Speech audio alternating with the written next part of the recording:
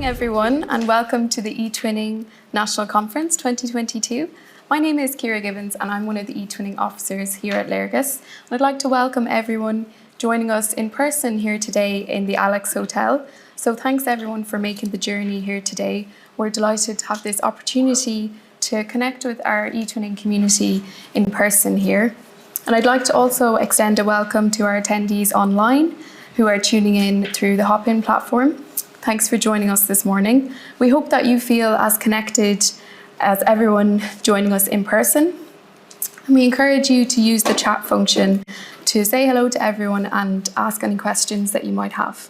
So the theme for today's conference is Our Future, Beautiful, Sustainable Together, Schools and the European Bauhaus. This is the eTwinning theme for 2022, and we hope that it will inspire our eTwinning teachers here today to create projects on this theme that explore and celebrate the principles of this theme. So the agenda for today, I'll just give a quick run through of that. So in a moment, we'll have our keynote address from Nicola Matthews. And then after that, we'll have a panel discussion on sustainability in schools, and that's chaired by Jessica Salas in Green Schools. Then we'll have a quick coffee break at 11:15. And then you have the chance to join your workshops. So we have one on creating LGBT+ inclusive spaces, and then the second one for the on-site workshops is on inclusive education for future schools.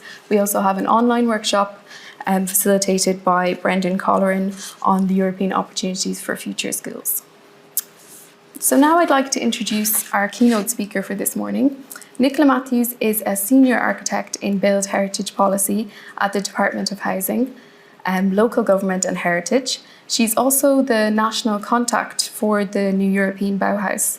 So in her role, she provides technical advice and input on built heritage and has been involved in the development of national and European architectural policy, heritage-led regeneration and conservation research. So I'll pass you over now to Nicola. Good morning, everybody. Nice to be here in person. And thank you for coming along on such a beautiful weekend. I would like to extend my thanks to Ciara Gibbons and the Strategic Initiatives teams in Léargas for inviting me to open this conversation and contribute to the discussion on the conference theme, Our Future, Beautiful, Sustainable Together, Schools and the New European Bauhaus. I'm delighted to provide this keynote talk in my role as the national contact point for the new European Bauhaus, which I've become familiar with through my work at a European and a national level. My presentation is going to explain the origins of the new European Bauhaus and the importance that the EU Commission is placing on its implementation for the future recovery of Europe and its transition to a sustainable continent by 2050. I hope to provide you with an insight into the recent development of the first European architectural policy and how it has informed the development of our own national policy on architecture, which we have been working on in recent times. And this is soon to be launched. How our national policy has embedded the values of the new European Bauhaus and how we see the values of the new Bauhaus being integral to the successful implementation of our national policy on architecture. Reading the programme for the eTwinning conference, I understand the impetus for the theme arose from the impacts of COVID on the educational sector and how it had to quickly adjust to new ways of working. Working from home myself, I could see at firsthand the challenges of transitioning to virtual working online and online education, and how these new ways of working may have posed both significant challenges and benefits for students of varying abilities and with different learning approaches. As a mother of a junior student, I was fully versed in the curriculum for the year and revisited the exam experience by the end of lockdown, much to my surprise. I have a few grey hairs to prove it. I was struck at the time, however, that this new way of learning was characterised by the speed of adaptation by both teacher and student, but also constrained on occasions by the limitations of domestic IT setup and infrastructure. With the benefit of time, there's no doubt that while there were disadvantages from lockdown and remote working, there were also positive outcomes that merit further consideration. It's this context that I've been asked to shine the light on the potential of the new European Bauhaus and the possibilities it offers to highlight the importance of a high-quality learning environment which can bring future well-being and prosperity to us all. So now I'll move the slide on. So Ursula von der Leyen's vision of the new European Bauhaus, I suppose it's one that we're very excited about, and the Department of Housing, Local Government and Heritage is supportive of the new European Bauhaus initiative and its core principles of collaboration and inclusion. Its focus on sustainability and new governance approaches to communicating climate change action and providing momentum to building a beautiful living environment. We are at the start of this exciting journey. The new European Bauhaus is regarded as a positive disruptor and as an opportunity for activating the European Green Deal, which is the multi-billion EU Recovery and Resilience Plan. This is a plan with the potential to significantly respond to societal challenges of climate change now present and to assist Europe as it emerges from pandemic aftermath. The new European Bauhaus is a creative and interdisciplinary initiative that connects the European Green Deal to our way of life, our culture, our living spaces, and our experiences. And in this, I just want to explain that while it might seem that it's very tentative or not fully formed, that's quite a deliberate decision by the new European Bauhaus organisers, because each member state has a different culture and a different way of approaching things. And that's why at the moment we're in this kind of, less formal, less structured process of adapting and embedding it into our way of life. It is evident that the world is currently in a period of significant and disruptive transformation, which also provides the possibility for systematic or cultural change, necessary to respond to halt the impacts of climate change, etc. The reduction in the production of CO2 is a priority for society. It is imperative that each citizen can visualize their role in the decarbonisation process in order for us to make meaningful progress on the journey to becoming a carbon neutral continent. The communication for change to be transformative and just is integral to the implementation of climate action plans. A new culture co-created by each citizen that aspires to leave no one behind is necessary to achieve this. Ireland has much to do in terms of reducing our dependency on fossil fuels in all aspects of our lives, and focus on the development on renewable energy, sustainable means of construction and transport has become ever more pressing with recent events in Europe. However, by getting started, other benefits become apparent, such as social cohesion and well-being, a reduction in childhood obesity, environmental improvements in air quality, improved biodiversity, and use of finite resources in a wise way. Such transformative change will not only make a difference to climate change, but also improve quality of life to the benefit of all, and ultimately the planet. The new European Bauhaus initiative calls on all of us to imagine and build together a sustainable and inclusive future that is beautiful for everyone. And in this regard, it's no accident that the new European Bauhaus is starting with an educational approach. This network of etwinning we would consider as being a very important partner in all of this. So what is the new European Bauhaus? As I say, it's an interdisciplinary initiative. It's a meeting space to design future ways of living, situated at the crossroads between art, culture, social inclusion, science and technology. So it's bringing all of these disciplines together in a way that we've never managed to before. It calls for a collective effort to imagine and build a future that's sustainable, inclusive and beautiful. From Ursula von der Leyen's perspective, the new European Bauhaus project is one of great interest to her. She sees it as a project of hope, of recovery. She has described it as the one thing that actually gives her momentum in all the work that she does at a European level. It's what she believes the world needs now. It's to shape a sustainable vision for tomorrow.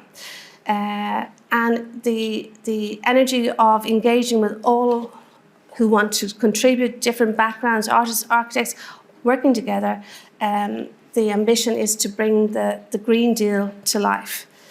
A different and an exciting time and to look forward to. And one of our key statements is, if the European Green Deal has a soul, then it's the new European Bauhaus, which has led to an explosion of creativity across our union. So the approach, as you can see, is global, local, participatory, transdisciplinary. And it really is, it's from the big to the small, from the small to the big, it's working together. And I think the themes that for transformation may be of great interest to schools in general: reconnecting with nature, regaining a sense of belonging.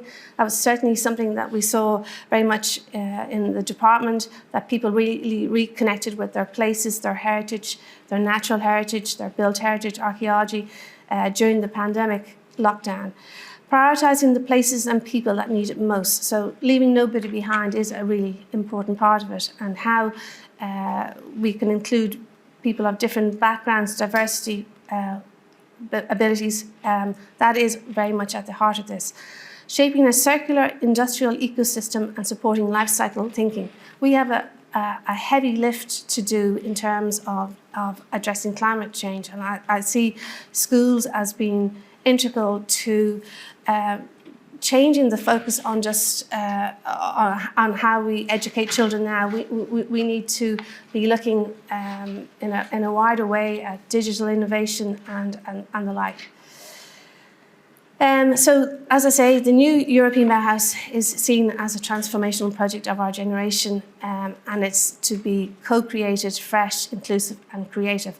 And that's very much the way it has been framed at the moment. And as I say, we have just met as national contact points very recently, and we are starting this process of working together. I just wanted to give you an idea of how we're going to implement the new European Bauhaus in our national policies. So the national policy sits, we see the new European Bauhaus very much embedded in our national policy, and that sits within a broad national environmental policy context. You see the Climate Action Plan, Sustainable Development Goals, Heritage 2030, Housing for All, Town Centre First. Our Rural Future, national obligations under the EU Water Framework Directive, and sectoral national strategies such as the National Biodiversity Plan, Heritage Ireland 2030 and Culture 2025. There's a lot of reading in all of that, I can assure you. These regulations, policies, programmes and strategies respond to European and international commitments which have been put in place to address social and environmental challenges. Government and EU initiatives have set strategic objectives for compact growth, strengthened rural economies and communities, urban and regional redevelopment, carbon neutrality, climate resilience, enhanced immunity and heritage, sustainable management of water, waste and other environmental resources, and sustainable mobility. And really the opportunity is to try and bring these together in a meaningful way and to communicate them to people, and that is where we see the new European Bauhaus assisting. The built environment requires significant investment to meet current and forecast population growth, 5.7 people by 2040. Therefore, Ireland must repurpose, reuse existing buildings, public places and infrastructure, adopt new construction techniques and materials, improve living standards and accommodate new developments while making the transition to a sustainable, circular, economic society. The success of this transition is affected by a range of issues, including affordability of materials, energy, etc., low levels of built environment research and development, sustainable technologies, construction capacity, and lengthy development timescales for development. The response is an amount of new policy, as I have set out, and this is overpinned by the Project Ireland 2040, the Climate Action Plan and Housing for All. And it's the combined national response to the types of systemic issues that we are facing. So I suppose some of the things that are happening is, as part of our working through the national policy, we have been looking at procurement policy for public works projects, which might be of interest to schools. The aim being to leverage high-skilled inputs for quality outcomes while controlling costs and schedules. This is great relevance to future projects. National policy context proposes ambitious multi-sectoral actions relating to sustainable use of the environment and all its natural and cultural resources. These actions include area-based local initiatives specific to the built environment, creativity and innovative thinking to bring about carbon-neutral circular economy, and research, innovation, data collection and tools to evaluate and improve the environmental performance of materials and buildings. So this National Policy on Architecture has a huge research piece in it, an educational piece in it, and I suppose when it's launched, hopefully very soon, it will give opportunity to explore avenues under the educational piece. The climate change sectoral adaptation plans created under the National Adaptation Framework for many areas include the built and archaeological heritage, health, biodiversity, flood risk management, transport infrastructure and water infrastructure are also relevant. And then finally, architecture is an art form as well as a practical technical undertaking. Culture 25 has 3 principles, all of which closely relate to our national policy on architecture. The value of culture and creativity to the individual and society, including through a sense of place, supporting creative practice and cultural participation, and cherishing our cultural heritage. And culture is another key objective of our national policy on architecture. So this is our ambition for our national policy on architecture, the achievement of quality in all aspects of designing, developing, managing and safeguarding built and natural environment resources. And these images have been selected from recent RIAI architectural awards, and they communicate, very many different situations, but you can see the benefit of high quality design and a culture of architecture leaving a legacy for future generations, building well, building in the right locations, building so that places built anew heritage are accessible for people for their well-being and benefit. And the vision is, as I say, to be led from the front by public service, and will have embedded in it a quality agenda that is based on knowledge gathering, creativity, working in a circular way and an inclusive way, and all in all shaping a more sustainable built environment for everyone. These are as I say, the main objects of our national policy on architecture, and they speak to all future development in this regard. Sustainability has to be at the core. Quality has to be achieved in terms of spending our money wisely, respect our past, shape our future. So these are our objectives, and then the other 2 are leadership and culture. And I suppose working at a European level and comparing our position to other European states, I realise we have some French-speaking people behind here. We have a culture of architecture, but it's not fully rounded or formed. And I think if we compared it to how France deals with its sense of or the place of the culture of architecture in society, it's something that we really very much need to work towards. And the image there, I'm sorry, it's not so great, but we'll be able to share the slides subsequently, shows how when you add architecture in at different levels, that we have very different outcomes and benefits from it. So these are our priority actions, creating a feedback loop for people to benefit from.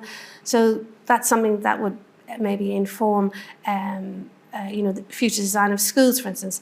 The embedding of design quality criteria, and I want to give you a little bit more information about that in a few minutes. And, the policy on architecture very much tries to analyse what are information gaps and what we need to know about doing things differently in the future. The top right is the Nano Nagle building in Cork, which was a former institutional set of buildings. And, rather than abandoning them, they have been repurposed, reused as a community hub. A new School of Architecture has been included there. But the history of the place has remained and stayed with the story or the narrative of the reuse of the building. And the bottom right is the Dublin Civic Trust recently acknowledged Europa Nostra award-winning project. And why I put it in is that Europe is intent on prompting the reuse of buildings, the repair them in a sustainable way so that they perform better in the future. And that would apply equally to existing school stock that we have in the country. So the development of the National Policy on Architecture took place in the context of the recent European initiatives such as the Green Deal, the Recovery Plan, the Urban Agenda, and Ireland participated in the OMC Group on High Quality Architecture in the Built Environment for All, which was the specific gathering of member states to work on this particular area. And the outcome of that was a best practice first architectural policy provided, and embedded in that was the ambition of the Davos Declaration and the concepts of high quality criteria. The development of the National Policy on Architecture responds to this European context, as well as the broad national environmental policy context, which I discussed earlier, all of which highlight climate change as the key issue to be addressed. Okay. As part of the consultation for the development of the National Policy of Architecture, the department hosted a new European Bauhaus conversation. We recognised, even at that stage in 21, that this was going to become an important agenda for Europe. And we produced a document on that, and I can make that link available for you as a resource. Ola Murphy, who is an architect from Ireland, was invited to become one of the co-creators of the new European Bauhaus, and she spoke at our workshop. And she stated, "Imagine a Europe that supports, cares for, and listens to those less frequently heard. One that renovates existing buildings to make homes, schools, places of culture that are carbon neutral, beautiful, and distinctive. One that builds resilience to extreme weather events using nature-based solutions. One that attracts people of all ages to live good quality, socially connected lives."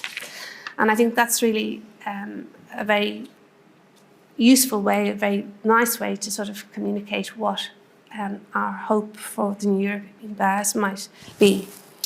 So this is my last slide on the policy on architecture, but I put it up because one of the big jobs that we see the new European Bauhaus doing for us straight away is communicating the vision of a national policy in architecture.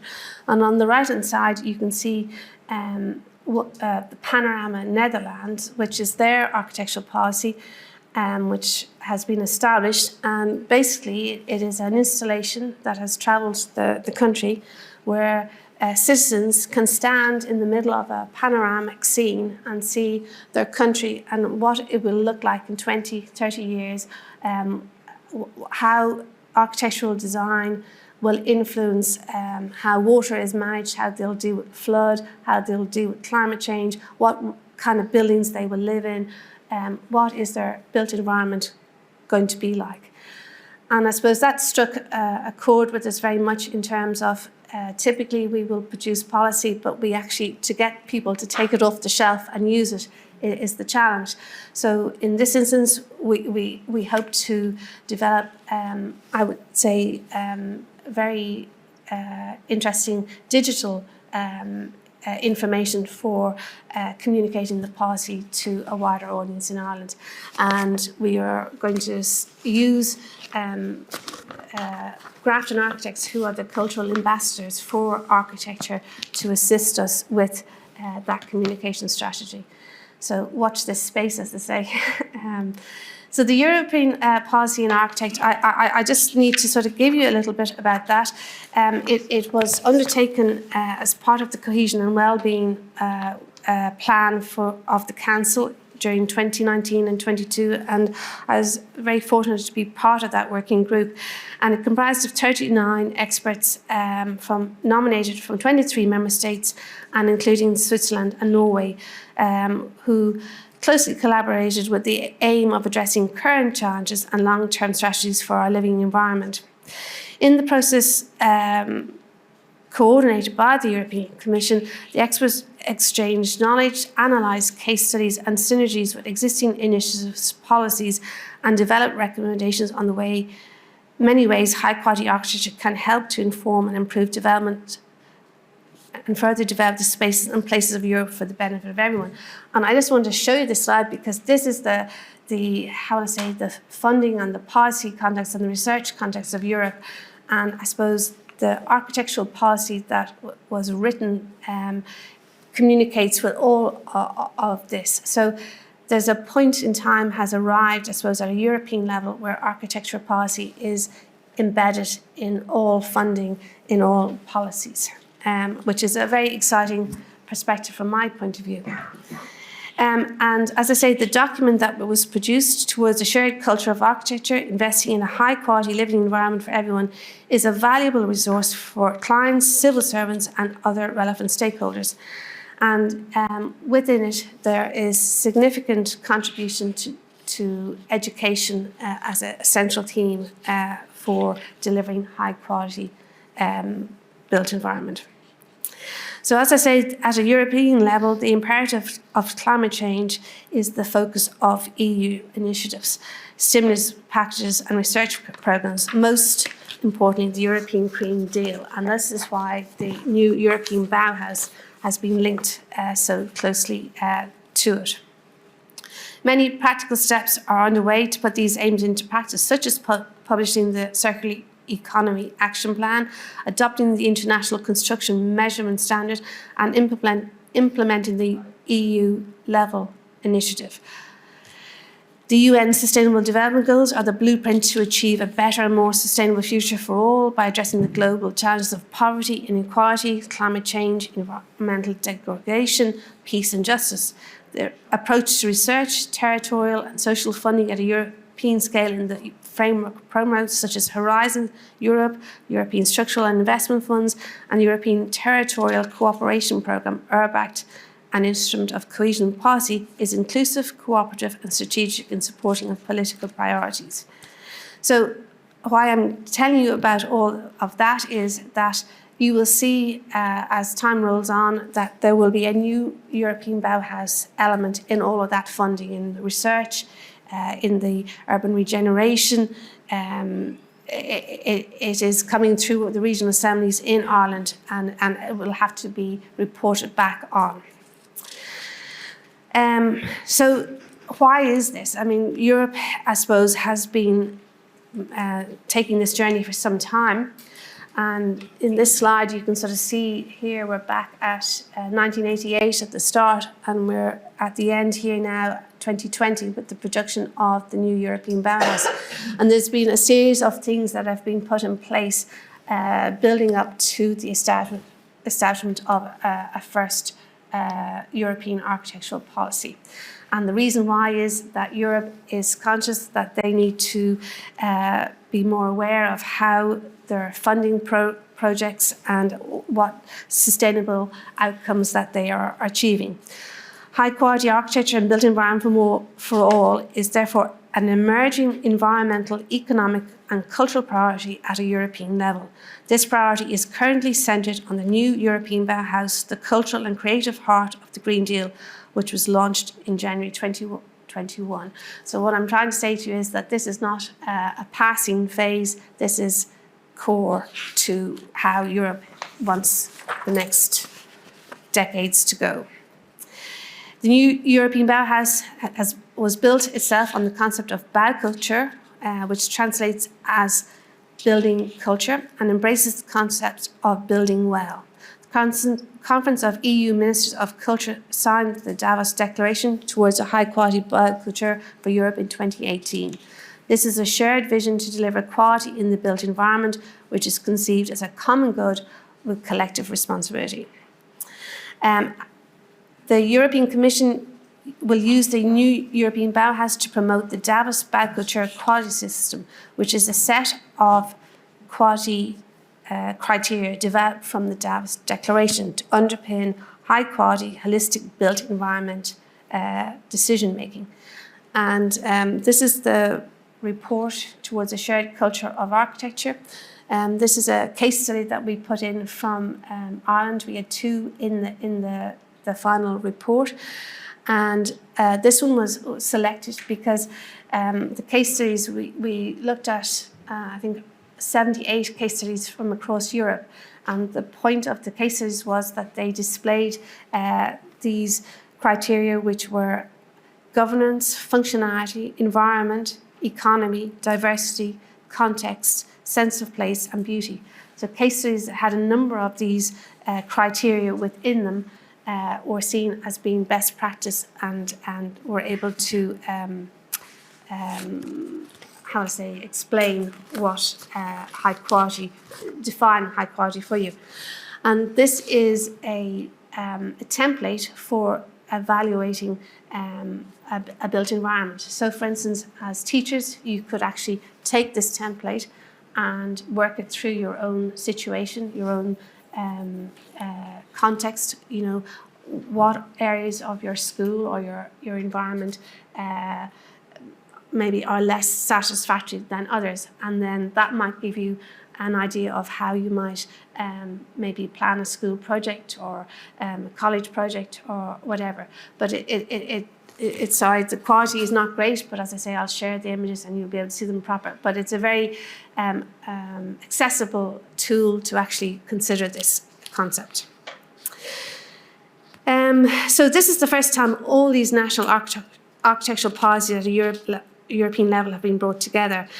And as I say, the 8 quality criteria are the basis on which future funding and project work will take place.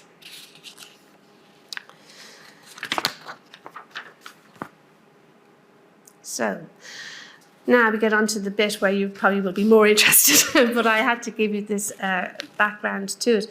So this is the new European Bauhaus, and what is it starting to look like? As I say, I've only been recently made the contact point for the new European Bauhaus, but we have a number of already established partners of the new European Bauhaus. So on the left here you have the RIAI, in the centre you have the Irish Architectural Foundation, and more recently brought to my attention is Charm EU, which is a network of colleges. So as I was talking to Kira about this conversation this morning, I have stressed to her that we are at the start of a process. And how the new European Bauhaus works is that they are trying to get each country to build a network of expertise and partners from all aspects of life. So as I was saying, as the OMC expert group was working on the architectural policy, the European Commission launched this new European Bauhaus, which its purpose was to transform the European Green Deal into a new cultural project. And as a result, the new European Bauhaus has a considerable intersection with the conclusion of the OMC report, calling for architectural quality and design thinking as the key contributors to transforming our built environment. So the new European Bauhaus initiative aims to create a design movement integrating simultaneously the 3 dimensions that I've spoken of: beauty, sustainability, and together. And the OMC report that we worked on very much fed into the co-design phase of the new European Bauhaus and informed the strategic vision for implementing the Green Deal, which is now to be based on comprehensive culture-centred approach on how to design the places in which we live and how to ensure that the legacy that society leaves behind is of value. And most recently, the European Commission's Council's conclusions on the new European Bauhaus initiative in November 21 is the formal communication to Member States to undertake a broad range of actions, which are to include enhanced policy coherence for high-quality architecture and built environment through appropriate coordination, and to embed a quality-based and holistic approach into all policies and activities that have an impact on the built and living environment. And our response at a national level will be to implement the new European Bauhaus, as is explained, through our national policy on architecture, which is to be soon launched. And as I say to you, it has a very key educational piece in it. So in the co-design stage, which took place over 2021, the new European Bauhaus made a call for people to put forward examples of projects and work that they had felt that spoke to the new European Bauhaus values. And you can go online and you can look at this website, the new European Bauhaus website, and you will see a selection of projects which may be of interest to your own work. And what I really want to do is just show you other things that are there. This is the new European Bauhaus Collective, which participated in that co-design phase, and it has demonstrated this multidisciplinary way of working and brought multidisciplinary people together to inform the co-design phase. So, for instance, identifying and collecting best practice examples and innovative projects, making a professional network, offering knowledge and expertise hub. It's there if you want to access it. And the big part of the new European Bauhaus is the development of an online lab. So as Ireland develops a larger community of practitioners and people involved in the new European Bauhaus, they will be able to see projects that are taking place within the new European lab. And I suppose from the advantage we would see with this is that in previous policies on architecture where we had some very interesting research and outcomes from it, people hadn't got the access to it. And I think this idea at a European level of being able to bring all this expertise from across Europe together and making it accessible to people is a really positive move. And the other piece that is really central to the new European Bauhaus is this idea of a festival and a prize. So they've recently had a call for projects that can be entered for a prize, and I'm very happy to say that Ireland has put in some submissions to that this year, which is great. And then there's a festival to look forward to in June, which will be, I suppose, the highlight of the new European Bauhaus so far. It'll be a physical festival in Brussels, and people will be invited to join it online and in a physical way. So there's a lot of work happening. There's things like the Horizon Europe New European Bauhaus report, which shows how the new European Bauhaus informs research. And that's a document that you can look at and read. This is the prize that has just closed now, but I understand there's about 100 applications or submissions to it from a wide and varied background. So it's something that you maybe could follow up on. And the idea of the rising stars, the young creators, I mean, Europe is really focused on bringing young people into the frame about climate action and the development of a culture of transformation. So here's the festival, 9th to 12th of June, and I suppose in your different capacities, if you wanted to find out more about the new European Bauhaus and how it works and you know, what are the possibilities of it, I would recommend to you that you maybe plan to spend a day online in some way or engage with this in some way. I think that it'll be quite an interesting event. There's a fair, there's a fest, and there's a forum. The fair will be people able to network and talk about projects. The festival is celebrating all cultural dimensions, artists, actors, music, whatever. So it could be a very provocative experience. This is an example of previous prize winners. I just wanted to give you an idea that, you know, this isn't just about architecture. This is about talking about the built environment and raising awareness and educating people about, you know, what an environment that gives well-being is about.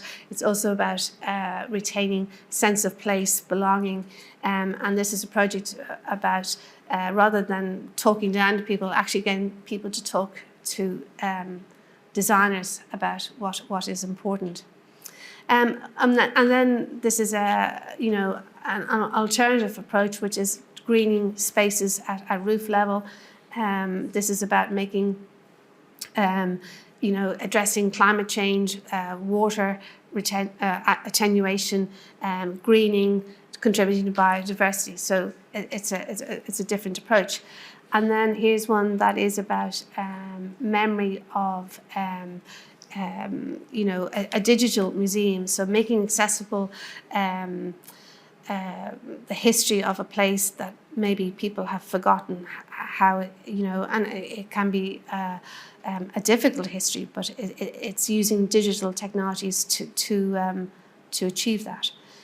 So I advised Ciara before we met today about the Transform Places of Learning, which is now in play, and you can continue to contribute projects, but you can also engage across the whole year in what is actually taking place in this space about transforming education. So what they're looking for is places of learning, ways of learning, and relations with the local community. And they give examples of, here's the Aalto University campus, which is on the basis that it's for the whole community. It's not just for the college community. It has a, you know, a significant after college curriculum that the local community can access. And then you maybe have more specific projects like, you know, teaching climate change, or bottom right, a project that engages grandparents in the school in a way that benefits children. So this is the collaborative platform that has been established for all of this, and this is where you can work and look and research what projects are available. It's all there, and as I say, you can add to it or you can just benefit from what has already been put there. So I'm conscious now I've been talking to you for a while. Am I okay still? Yeah, okay, I won't be too much longer. Just striving for, Maria Gabrielle, striving for a vision of better quality and inclusive education and training is by no means limited to the COVID-19 context. There's an opportunity now to learn and move forward from the most recent experiences. And I suppose I just wanted to maybe give you some ideas that you could possibly pursue. This is the Salvos project in Finland. Finland contributed hugely to the OMC report. You can read more about this in the OMC report. But basically, you know, good spatial education helps us with developing social competence, most notably communication and cooperation skills, as well as consideration for and acceptance of diversity. And this is the Finnish way of teaching. It embeds 9, I just want to get it for you here now, basic education in the arts, they embed 9 art forms: architecture, visual arts, crafts, media arts, music, literary art, circus art, dance and theatre as part of their national school curriculum. Speaking to Paris, I was very fortunate to visit this Museum of the City, which was an extraordinary experience in that, as my understanding of it was response to rebuilding after the war. The French realised that they needed specialist skills and crafts to restore the buildings that had been damaged. And in the foreground there you can see the sculpture that survived from the recent tragic fire at Notre Dame. It's the sole surviving sculpture, but it informs the restoration of the roofscape of Notre Dame. And so that's a massive project. But another educational scale is from Latvia, where they are very much trying to resurrect traditional skills for the repair of buildings. And this is one of the real challenges that we have in Ireland, is that we need something like 25,000 craftspeople to implement the transformation of our existing building stock to bring it up to standard, to thermally enhance it, to make it climate carbon zero neutral. So the focus on digital and crafts and traditional skills at a European level is really important. And I suppose maybe there's greater awareness of needed at schools about this. But there's also, extraordinary explosion in terms of digital innovation arising out of COVID-19. And here is an example of augmented reality. So, my experience as an architect, or my training as an architect, was very much about drawing and being able to communicate how to build something. This is now done with no drawings. This is done in a 3D augmented reality way. And this is how, potentially we can address, sustainable construction in the future. And I suppose it's that connection with digital innovation is what's required. But also there's these kind of, this is another European project which communicates the layering and the cultural significance of a place, and builds up the 3-dimensional form of a town and explains how it all comes together and why it's important. And some inspiration, just to conclude with, is, I was asked by Kira to sort of maybe think about schools. This is a school that was designed by parents, Japanese architects, for their own child in mind. And it blew me away when I saw it. But the idea of it as a circle, and the playground being at roof level, so that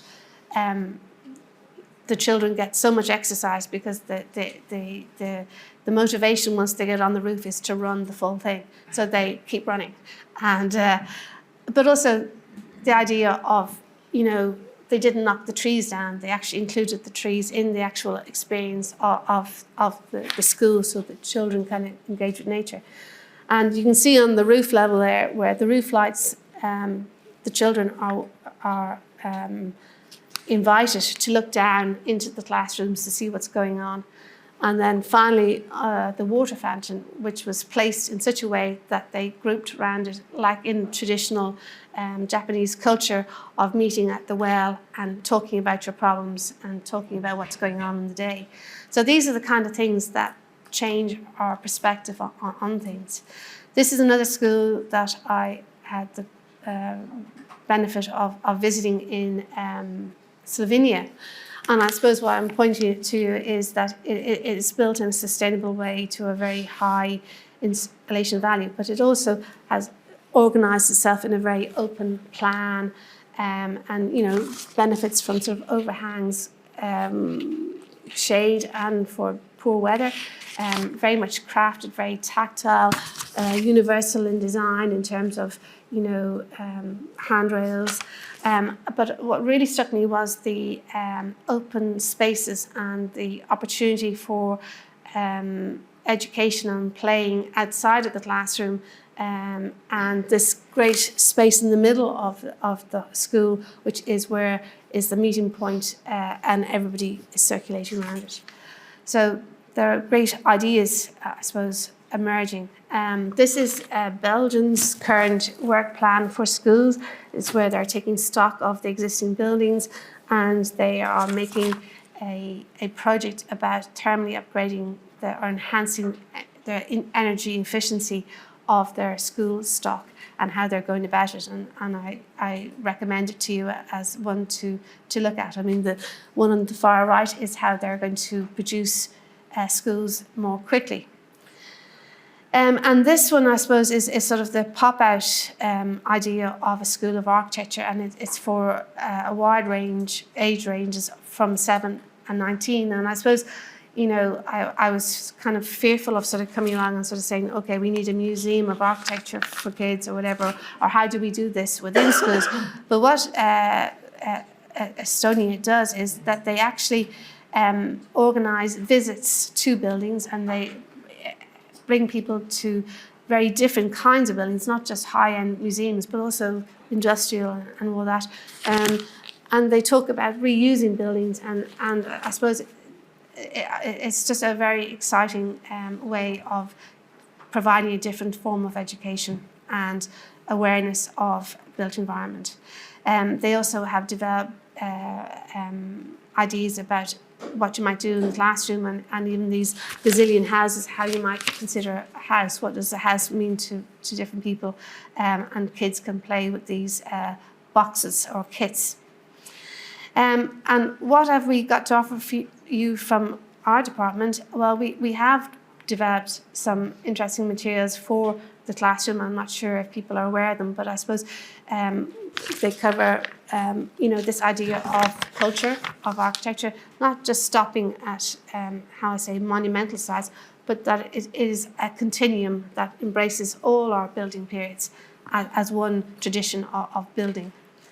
And we also have the National Inventory of Architectural Heritage, which on the right-hand side is a selection. You just put in schools, and a collection of school buildings will come up. And much to my amusement, you can't see it so well, but the top right there was the national school that I attended to. So that popped up as a memory. This is an exhibition that was produced by the OPW for Dubai, the Architecture of Creative Learning and Exhibition. And why I pointed out to you is that it sort of showcases a number of high quality design schools, and that might be of interest to you if you're thinking about school design. And this is the new European Bauhaus report that I mentioned to you from the RAI, and these are the links that they provided as prompts. This is the IAF, which is also another partner of the new European Bauhaus, and they operate an architects in school every year, so you can apply for that, and they will be addressing the new European Bauhaus in their teaching model. So this is where an architect comes to the school and works with the school and works through these. So this is something that you could apply for. And then this is the Charm EU as a network, which might be of interest to you. And I suppose this is a project that's now ongoing in Limerick, where they are getting funding under Horizon Research on the new European Bauhaus. And they're very much focusing on energy efficiency, digital communications, laboratories that actually demonstrate how we can become more energy efficient, that sort of thing. So there's a lot going on, and I just wanted to show you this because I felt that maybe you'd feel we had done nothing yet. These are all things that are actually happening, and now the challenge is to bring them all together. This is the new Arts Council architectural policy, in which there will be opportunity to engage. And this is the Creative Ireland network, which has fantastic materials for communities, and they have a special interest in schools and communicating climate crisis is sort of one of the things that they are keen to do, so that people, you know, wake up to the fact that we need to be getting on with this. This is a project, and I suppose an example of that, of how art and culture can actually communicate a problem and engage people to come and solve it. This is an example from Callan, where vacant buildings in the town prompted a response from the local community. And this is a project where they gathered people who lived in the town to come in and tell the stories about their town. And then they turned it around and sort of had this event, which is every one of those people represent a story that was told. And you were invited to come back into the town to meet your story on the street. So it started to enrich people's idea about the town and wanting to move back in there, so that it became, it created a momentum of going forward and changing their perception about wanting to live there. So I suppose I'm going to finish there. Ciara, thank you for your patience with me, and I'm happy to take any questions that you'd like to ask me. Thank you.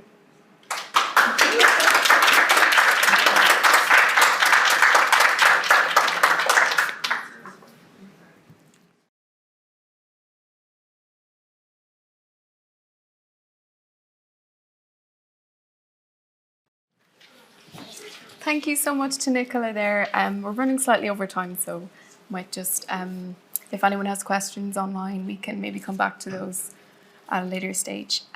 So thank you again to Nicola Matthews for her keynote address there.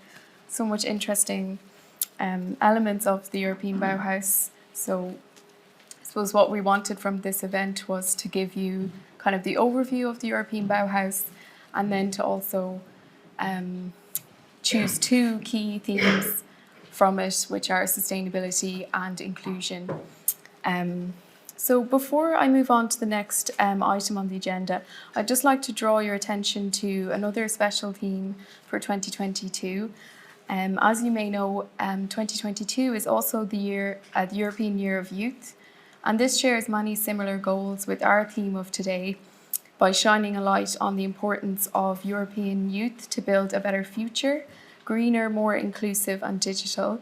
So Léargas is the national coordinator for the European Year of Youth in Ireland, and as such will be providing plenty of opportunities for young people to learn, share their vision, meet people and engage in activities all over Europe.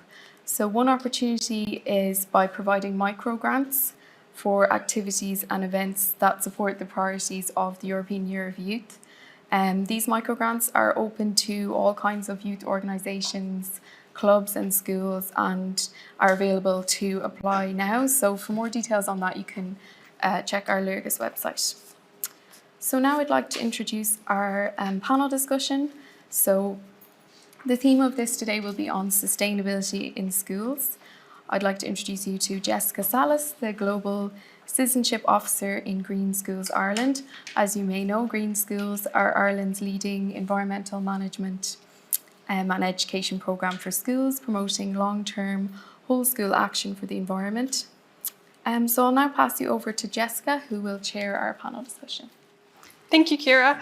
Good morning, everyone, and thank you all so much for investing your time with us on this Saturday morning. Like Ciara said, my name is Jessica, and I'm a Global Citizenship Education Officer with Green Schools An Taisce. Today, we Joan Joan Whelan from Irish Forest Schools Association, panelist Ciara Rock, with etwinning teacher in a secondary school, and Sean Radcliffe, transition year student. So our goal today is that whatever your role in your school, that you will come away with something, a new idea, a fresh perspective, or a new strategy that you can implement to make your school a more sustainable school in some form or another. To give you a rough idea of how the panel will work today, I'm going to kick off the conversations by asking a few questions to each of our panelists. And then afterwards, we'll have some time for you guys to ask your own questions. So make sure if you have any questions during the conversation to jot them down, and you'll get that opportunity at the end. We're going to start off with asking Joan some questions. So I'd like to start off with telling us about Irish Forest Schools Association, for those of you that don't know. Great stuff. Thanks very much. Lovely to be here. Yeah, I mean, I don't know, you might just show me hands, anyone who's heard of Forest School apart from this morning. Oh, right, okay, I'm among friends. I'm the chairperson of the Irish Forest School Association, which I was a founder member in 2016. And my own background is in primary school education, a primary school principal. So actually, it's very fitting following the last presentation, because this is much more a movement that's grown out of practice, out of a dissatisfaction or a sense that there has to be a better way, there has to be another way to approach issues around sustainability and the way we live and belonging and connection and community and all that stuff. And for me, it was back in 2012, and I'm sure you've all been in this situation where, as a school principal, there was a lot of stress in a particular class, and we'd all the right ingredients, but nothing was going right. And I thought, it was the October break, and I was on a trip to London. I met a friend in a school, and she's telling me about this forest school thing that they're doing. And that was my introduction to it, and it kind of rang bells for me. And that idea, so forest school, that was my introduction. And I suppose the kind of principles, I found a lot about it, introduced it, and it's still going strong. And the movement is growing worldwide. So I suppose the key kind of principles, as lots of you will know, are around being in nature, local nature. And doing it, I suppose the other key thing is long term. So going for a walk in the park, taking the kids out on a snowy day, all those kind of things are great. But this is about going out on these kind of days as well. I just brought a couple of images, and I know I don't want to go on forever, but this is the real world, those rainy, awful, horrid days when we say, do you know what, we won't bother doing that this week. Well, that's not a choice in the forest school kind of context. So it's about, I suppose, building, rebuilding, reconnecting with the natural world, all the things that we've been talking about this morning, in a way that kind of works for all of us, for nature, for the adults, the leaders, the teachers, the elders, the pedagogues, and for the young people. So it's about a holistic approach. And just finish on that whole idea of, for people in education, we've all the policies, and you mentioned it this morning about how do you implement the policy. So this is, for me, it's about stripping back all of the policies in a way, and all of the templates and all of the programs, and back to, what Dewey was telling us about progressive education, what Montessori was telling us, what Froebel was telling us, right back to, Rousseau in the 17th century about mind and body, mind and heart being almost the same thing. We've kind of lost that connection, and that's what's got us into the climate crisis. So that's just a kind of a broad brush stroke of where I think, or what I think Forest School That's fascinating. Is about. To kind of take that a step further, what do you think are the main benefits of teaching this way and reconnecting to nature for students and teachers? Yeah. Well, I mean, I suppose at the heart of all of this kind of stuff is relationships. For those of us working in education, if we get the relationship stuff right on the ground, then we can do anything. And so all of the, so having a vision for this kind of work is really important. Why do I want to do it? Well, we all know about the benefits of being in nature. And we've certainly seen that. And, this beautiful few days that we've had now, we're all remembering back to 2 years ago when we heard birdsong in the city for the first time and all of that kind of stuff. But the restorative impact on us and on young people around things like building resilience, on those horrible, wet, cold days, how I cope with that sort of stuff seems to have an impact. And this is what the research is telling us. When you look at that little lad working away there on his task of cutting a piece of wood, for a lot of children, that whole resilience thing, sticking at a task, commitment, which builds a sense of I can do this. So that's about competence. So it's all about that, having choices, all of those kinds of things bring us back into a higher quality learning environment. So the benefits are there. It's not easy work. Sometimes people think, oh my God, let's just, it's hard work like any educational piece, but it works. It definitely seems worth it to implement it. So kind of as a final question, if there was a teacher here today that wants to get involved with forest schools, what advice would you give them to get the ball rolling in their school? Well, I think a great way is to, check out what's available from, say, the Irish Forest School Association.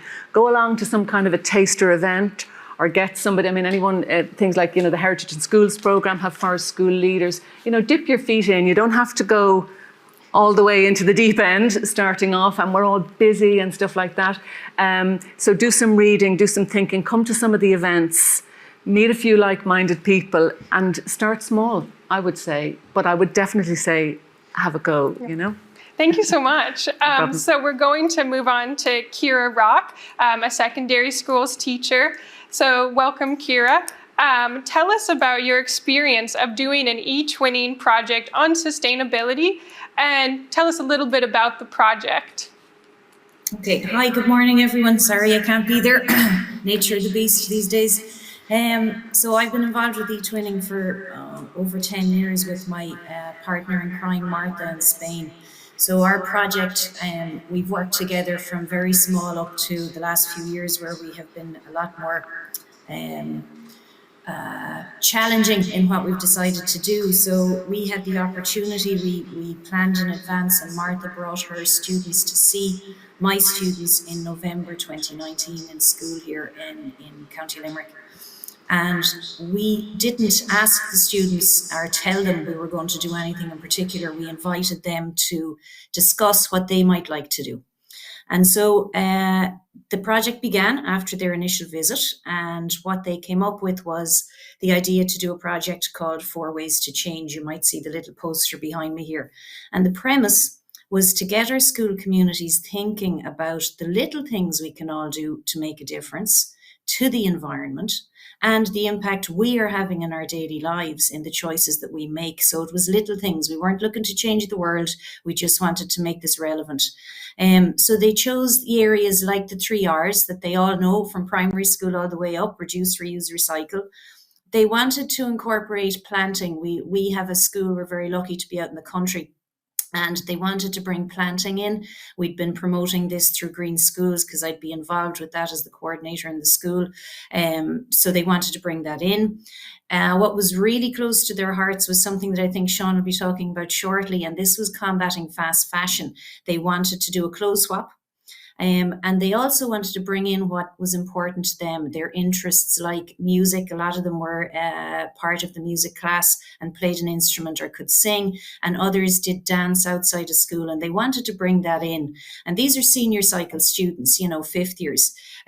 So the fact that they would take this on and lead it in the school meant that it would have a bigger impact than me asking students to do X, Y, or Z. So that's what they did. That's what the project was about. And they did see it through despite lockdown. They got to the end, which was great. So that's what our project was about. That's fantastic. Thank you so much for sharing about that. You kind of mentioned some digital tools, and I can see that the poster behind you was also probably digitally made. Could you kind of talk about how you think we can effectively use digital tools to teach about climate change and sustainability? Well, we got thrown in really in the deep end. We were a voluntary secondary school, so we'd be in no means a high-tech school by any stretch of the imagination. So the fact that we did go into lockdown meant that our students had to use a device. Now, we're a Google school, so we'd have used Google Classroom, etc. in school, but not to any great extent. You do it when you wanted to. But now we were dependent on it. And the students are tech savvy. Like, they're way ahead of the likes of me and my generation. They know what they're doing before they even think about it. It just comes to them intuitively. So the fact that digital tools became a necessity, really, I think what it showed me is, whatever my ignorance about it, the students are all over it. They know what they're doing. And if we're going to kind of convince them to take part in things and to lead projects going forward, we have to use the digital tools. We have to make them our friends. And, thanks to the pandemic, that's that is part of our practice now. I use them a lot more than I would have before, but it's an easy way to draw students into something that you're doing too, because it's in their realm of their reality. You know, they're dependent on their phones. It's like their third arm. So I harness it now as part of our classroom work. But of course, you can only do that when you teach safety, internet safety, and use all the tech tools and stick to your school policy for digital tools also. But we use loads of them. eTwinning itself has a fabulously safe space for conducting these projects called Twin Space. So if your school is worried about that internet safety, that's one box ticked. Okay. We used all kinds of apps. And I would suggest some apps. The Spanish school had others, but the students came up with their own as well. And, you know, that's what you want to do, be willing to use them as long as they're safe. So we use Prezi, we use PowerPoint, Google Slides, Pic Collage, all kinds of stuff. And, you know, in fairness to the students, working with the teachers that were in Spain, because it was the music teacher who ended up making the music video that they had kind of composed themselves and combined with rap, etc. They developed their own skill set as well with digital tools. So my advice now is, you know, embrace them. You probably already have, but use them to your advantage now. Use it as the motivation tool to bring students along with whatever you're teaching, even if it's not an eTwinning project. They're definitely, you can't teach without them now, I don't think. Thank you so much for sharing that. I think you're absolutely right. Technology has developed so much over COVID, and it looks like you and your school really adapted well to it. Kind of moving on, do you think was the impact of the project on your students? And do you believe that the project created positive changes on a school level? Okay, so the impact of the project was huge, actually. The fact that they had decided that this was their project to begin with and they were leading it meant that they had the motivation to continue on despite the setback of the pandemic. Things that we would do together collaboratively in class, they kind of had to do on their own, which was much harder and a much more difficult task when you're doing it through the medium of a foreign language. But the fact that it was theirs, it was ownership for them, it gave them the resilience to keep going, you know, and it just like we've been mentioning today, it's all about this sort of whole idea of well-being and resilience. And certainly the project in a pandemic built both of those areas. Their focus on the planting, for example, getting back to nature, not a forest school, but, you know, back to nature, putting their hands into soil, seeing things grow, harnessing a tire to turn it into a flower pot, you know, making them creative about their own environment was fantastic, just for my own students. But the wider impact on the school community when we shared what we had done, etc., has actually developed this year into a project that was taken on by a TY teacher who said, we saw what you did and we thought it would be great to get TYs thinking about how they can do something in their own gardens and their own homes now. And so they had a competition on, you know, building a bird box or a little house or hut for hedgehogs, you know, and the students had to come up with their own ideas. And they had a competition doing this. So an interest has been sparked across the school community, not just through Green Schools, but with the environmental officer as well. So, you know, on a wider level, it has certainly had an influence. Fantastic. Your students seem so motivated, and it seems like there was really a ripple of change throughout your whole school. It's great to hear, and hopefully it inspired some teachers here to take action as well. Thank you so much for sharing, and we'll move on to Sean. Sean, thank you so much for being here. So kind of to start off with the Bauhaus, how would you picture your dream school? Just give us kind of some background on what your ideal dream school would be. Okay, so hi everyone, it's great to be here. Like, this is definitely a tough one. I could probably go on forever about the small things that everyone can learn about, like natural light and reusing things, but like immediate things we could bring in would be like to reuse school books and clothes, but in a more relevant sense, and more importantly in terms of like building and like teaching style, I love like the open space. It's great to like it creates a better working environment. And also like group work and collaboration on projects between students like me. As there's definitely advantage to working together, which is like key to fighting the fight against the climate crisis. With key social skills and cooperation skills could be learned there too. So like with I'm quite lucky in my school to have a lot of green space and have a lot of areas for work and environmentally conscious practices. But like the introduction to other schools and further in my school for recycling and engagement in activities like such as class gardening, sustainable schools could become more widespread and stick with students as they grow older. And it's all great to talk about, but what I always struggle with at school is the lack of motivation among students. I have a Green Schools committee at school, but it's only a small percentage of people who are in the student body. So it's a lot about the attitude, and that comes from students themselves, but also teaching, which I'd love to see in my dream school. That's fantastic. Thank you so much for sharing. And I really like how you ended on that motivation. I think that's a really important aspect and kind of leads into the next question. You mentioned teaching. What do you think teachers could do to help young people develop their knowledge of sustainability and climate change in schools and just in general support them? Yeah, and when I was thinking about this, like we have a whole chapter on sustainability in our science book, for example. But it's just another chapter to learn off for an exam. So what I'd look for, what I'd think of introducing would be first-hand activities. We could learn about how we can be more sustainable, and also the impact of the activities and the actions that we could take as individuals, as a school, and as a community as a whole.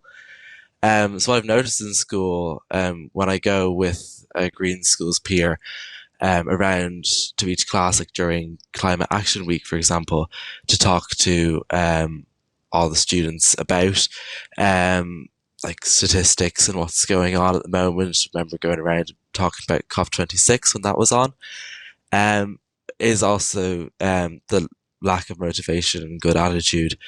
So I'd look for a more all-togetherness, if that's a word, attitude, which would involve teachers creating, but also students and the rest of the community bringing guest speakers.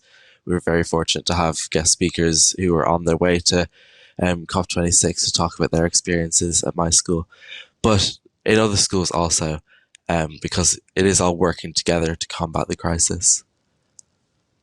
Thank you. That was really interesting. So you kind of mentioned going into different classes with the Green Schools Committee and updating, and Kira mentioned that you did a swap shop. So kind of along with that, with your experience being on the Green Schools Committee and now being a climate ambassador, working on such projects as the swap shop, and you also mentioned to me that you worked on a TG4 documentary with your school titled Clean Bay. What do you think is the key to having a successful project in schools where students are both passionate and involved? Well, I suppose it's getting people involved at the beginning. Like it involves a promotion of what we're doing. That's it is quite difficult to get people involved at the beginning. So when I did the swap shop, I organised that when I was in second year, just before the pandemic 2 years ago. It brought people in because they could get something for free by bringing something in. So there is that aspect, trying to get people involved.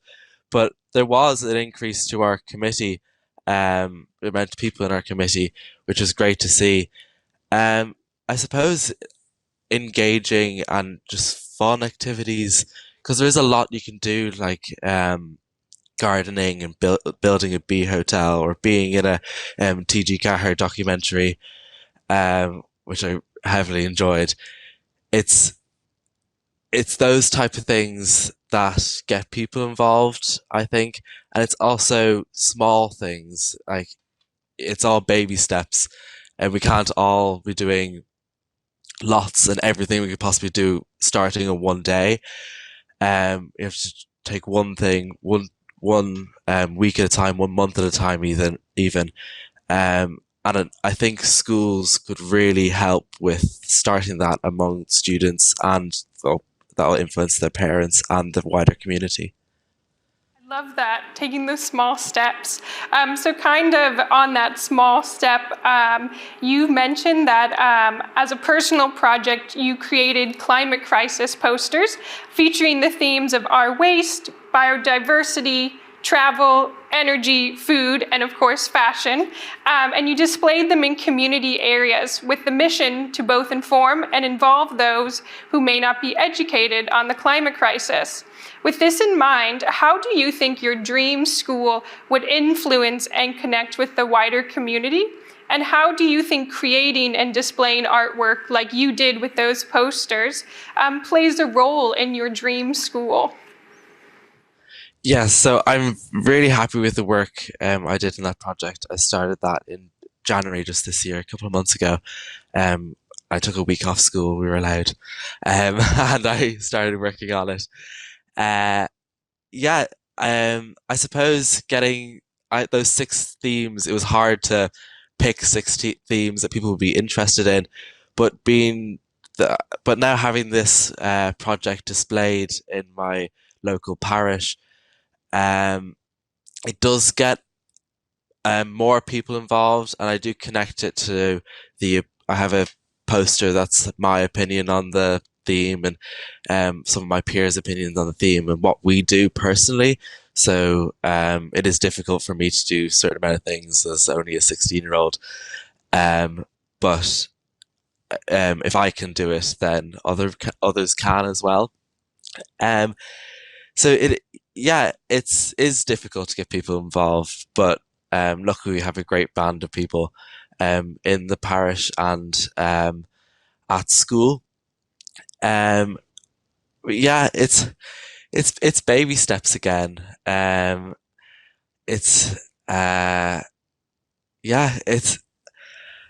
just hope that the material that I learned in school, and also from Climate Ambassador and from Green Schools, could educate the wider community, because of most parish and church goers not being in school at the moment.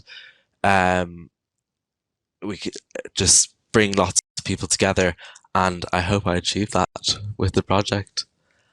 Definitely. I think that's fantastic. You know, a big thing about schools is that, and our keynote speaker kind of mentioned it earlier, that a school can't just be a school. It has to influence the wider community. And it seems like you being a climate ambassador, being in green schools, and then finding a space that needed education for climate change and taking that step outside of your school has made a great impact, and kind of playing into everything that we're talking about today.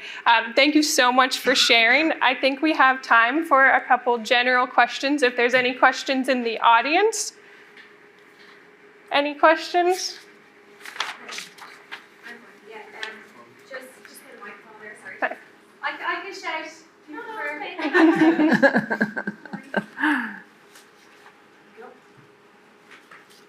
Thanks. It's a question for Joan. Question for Joan. So you were saying about going onto the Heritage for Schools website and the Forest Schools website. Is there something else that I could do Monday morning, first action in the door, Monday morning, how can I start? Primary school. Yeah. And I think that picks up on the point that was made about starting small, or starting where you're at. Some people are on for a big project and you go for the big projects that we were talking about earlier. But if you want to make this last over time, so I would highly recommend, this book is called Learning with Nature. And it's just really nicely produced and easy to navigate, but there's like tons and tons of really nice nature connection type ideas that are suitable from littlies in early years right up to wherever, you know, and you know, pick one and have a go if you give that 10 minutes once a week or whatever. The other kind of really sort of nice, the important thing about this is taking our key from nature for me. And if you think of how time happens in nature, and the sort of long-livedness of a tree, for example, 200 and odd years. And we're trying to, all the time, we're racing the clock, you know, we're at it this morning as well here, you know. So it's about just, you know, 5 minutes for me as a teacher as well as an adult, you know. I walk along the canal, for example, a lot. And for years and years, I never noticed the canal except just a kind of a big body of dirty water.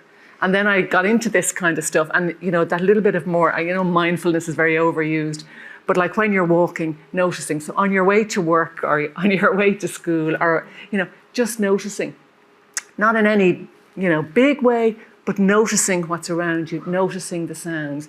And actually, there's something that brings us back down. And I'm talking as adults now on our way to work to put us into that frame of mind, and that's taking from how nature teaches us to kind of live well. So that's the kind of thing, or taking the kids out regularly for a short, you know, to a local, to the yard or whatever. But again, you need to be in the mindset, if I'm going to do this regularly, hail, rain or shine, then they need to have the right gear available to them. So there's a few little bits you need to have in place. But if you have the bits in place, go for it, you know. And can I mention one other resource? Yeah, of course. Is that all right? Just again, I think we need to nourish ourselves in all of this kind of work as well. And this is a really nice book if you think this is all a bit iffy, faffy, kind of hippy-dippy sort of stuff. It's called Braiding Sweetgrass. Some of you may have come across it. It's by a woman called Robin Wall Kimmerer. And it's talking about how, if you like, science and nature interconnect. We need both, and we certainly know that from the last number of years. But it's about how these kind of, so in our schools, my belief is that we've overdone the mind stuff, the rational stuff, the head stuff. We need it, but we've overdone it, and we've gone out of kilter. And so this is just a really nice read. It's just a bedtime type read, but really powerful stuff.